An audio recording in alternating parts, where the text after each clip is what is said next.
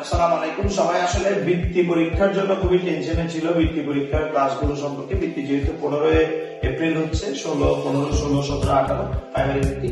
তো প্রাইমারি বৃত্তির ক্লাসগুলো আমরা আসলে ঈদের আগে বসানোর খুব চেষ্টা করেছি, আলহামদুলিল্লাহ বসাতে পেরেছি। 17, 18, 19 এই 3 দিন ঈদের আগে 29 থেকে 12 তারিখ পর্যন্ত ঈদের পরে। তো আমাকে এমন ভাবে শিডিউলটা করতে হচ্ছে যেন একাডেমিটা চলমান থাকে, আবার বৃত্তির স্পেশাল ক্লাসগুলো যেন চলমান থাকে।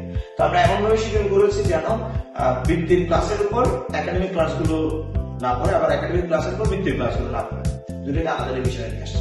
আপাতত রোজার আগে আমাদের একাডেমিক ক্লাসগুলো চলছে হচ্ছে 12টা থেকে 1টা পর্যন্ত। এই 17 তারিখ, 18 তারিখ, 19 তারিখ এই 3 দিন আমরা বৃত্তির ক্লাস করছি, যেটা একাডেমিক ক্লাস 12টা থেকে 1টা, সেহেতু বৃত্তির ক্লাসগুলো আমরা ফেলেছি হচ্ছে 10:30 থেকে 12টা, 17, 18, 19। ঠিক আছে।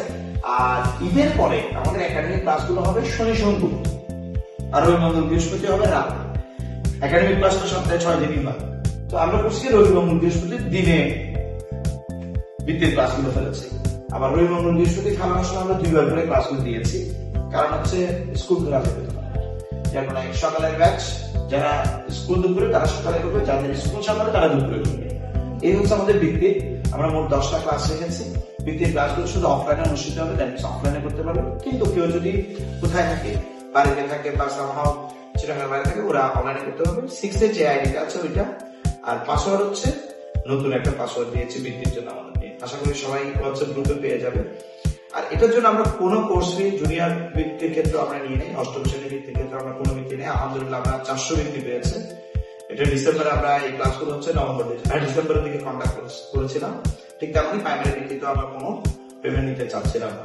সো প্রাইমারি বৃত্তিতে শুধুমাত্র যারা একাডেমিকের বাইরে, যাদের একাডেমিক ইন্ডেক্স নাম্বার নাই, 6.1 বা 6-8 এর কোনো ইন্ডেক্স নাম্বার নাই, একাডেমিক স্টুডেন্ট না, ওদেরকে 2000 টাকা পেমেন্ট করতে হবে। কিন্তু যাদের একাডেমিক ইন্ডেক্স নাম্বার আছে তাদের কোনো পেমেন্ট দিতে হবে না। তাদের সকলের নাম আমাদের কাছে আছে। 150 উপর স্টুডেন্টের নাম অলরেডি এন্ট্রি হয়েছে প্রাইমারি বৃত্তির জন্য। আরো এন্ট্রি হচ্ছে যারা এখনো পর্যন্ত একাডেমিতে পড়ো কিন্তু বৃত্তি পরীক্ষা দিবে কিন্তু এন্ট্রি করা নাই, করে না। আর যারা বাইরে থেকে করতে চাচ্ছ তারা অবশ্যই আমাদের সাথে যোগাযোগ করবে। স্যার এই ক্ষেত্রে কোনো মডেল টেস্ট দেখতেছি না। মডেল টেস্ট আশা করতেছি 12 তারিখের পরে কোন এক জায়গায় আমরা ফেলবো, বা এর মধ্যে কোন একটা জায়গায় আমরা মডেল টেস্ট ফেলবো। আপাতত এখানে কোনো বৃত্তির মডেল টেস্ট নাই। স্যার বৃত্তির মডেল টেস্ট গুলো কিভাবে ফেলবেন এগুলো আমরা পরে জানাবো। আচ্ছা, এর পাশাপাশি আমাদের কিন্তু আমাদের একাডেমিও ঠিক রাখতে হবে, কারণ আমাদের আবার জুলাইয়ের মধ্যে একাডেমিক ষান্মাসিক পরীক্ষা হবে। যার কারণে এর পাশাপাশি আইসিটি পরীক্ষা, একাডেমিক আইসিটি পরীক্ষা আর একাডেমিক বিজ্ঞান পরীক্ষাও হয়ে যাবে। সরি, একাডেমিক বিজ্ঞান পরীক্ষা তো হয়ে গেছে, একাডেমিক ম্যাথ পরীক্ষাটাও হবে। একাডেমিক ম্যাথ পরীক্ষা একাডেমিক আইসিটি পরীক্ষা হবে। এই জন্য আমরা এদিকে কোনো মডেল টেস্ট বৃত্তির ক্ষেত্রে আমরা এখনো ফেলি। তবে পরবর্তীতে আমরা একটা সিদ্ধান্ত নিই, 1-2টা বৃত্তির মডেল টেস্ট ফেলবো। সো সবাইকে অনেক অনেক শুভেচ্ছা। বৃত্তি পরীক্ষাটা আসলে মানে আনপ্ল্যান্ড হয়ে গেছে, এদিকে চলে আসছে, যদিও বৃত্তি পরীক্ষা এদিকে আসে না। তো ভালো হয়েছে, অসুবিধা নেই। আমাদের আরেকটা অপরচুনিটি কাজ করার, আমরা অবশ্যই আমাদের অক্লান্ত পরিশ্রম করবো।